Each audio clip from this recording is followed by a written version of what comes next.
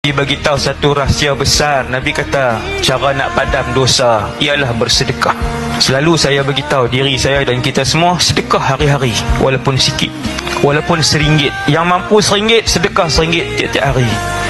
Niat dalam hati nak dapat redha Allah waktu sedekah, nak dapat redha Allah, nak tiru sunnah Rasulullah yang banyak sedekah.